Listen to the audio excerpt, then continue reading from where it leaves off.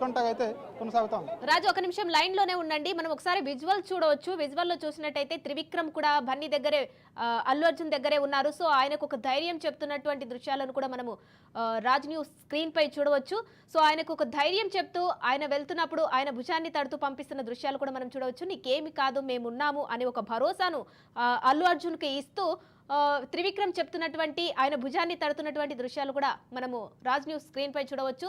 So Trivikram తరహాలోని చాలా మంది politicians, ప్రముఖులు, సినీ ప్రముఖులు, సెలబ్రిటీలు కూడా ఉదయం నుంచి స్పందిస్తూనే ఉన్నారు అల్లు అర్జున్ కేసుకు సంబంధించి.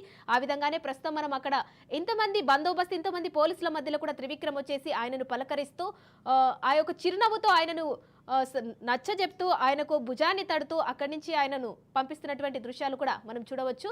ఒక భరోసానైతే త్రివిక్రమ్ ఆయనకి ఇస్తున్నారు. మనకు తెలిసిందే అల్లు అర్జున్ త్రివిక్రమ్ కాంబినేషన్ లో మూవీస్ కానీ, త్రివిక్రమ్ అల్లు అర్జున్ కాంబినేషన్ అంటే కూడా మనకు తెలిసిందే.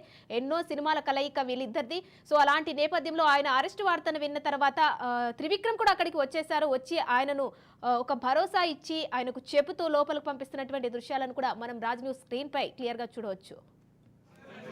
రైట్, ఇక రాజు మనం చూస్తున్నాము ఉదయం నుంచి పలువురు సెలబ్రిటీలు, ప్రముఖులు ట్వీట్లు చేస్తున్నారు, స్పందిస్తున్నారు. ఇది కరెక్ట్ కాదు. ఎంతో మంది రాజకీయ నేతలు ఇలాంటి సభలు, మీటింగ్లు పెట్టినప్పుడు ఇలాంటివి కూడా జరుగుతున్నాయి. సో వాళ్ళందరిపై ఈయనపైన కేసు నమోదు చేసినప్పుడు కూడా వాళ్ళందరిపై కూడా కేసు నమోదు చేయాలి కదా. సో ఈయనపైననే ఎందుకు, అల్లు అర్జున్ పైననే కేసు ఎందుకు నమోదు చేయడం, ఇది కరెక్ట్ కాదని కూడా స్పందిస్తున్నారు. మనం ఉదయం నుంచి చూస్తున్నాం. సో దీనిపై డీటెయిల్స్ ఏంటి రాజు?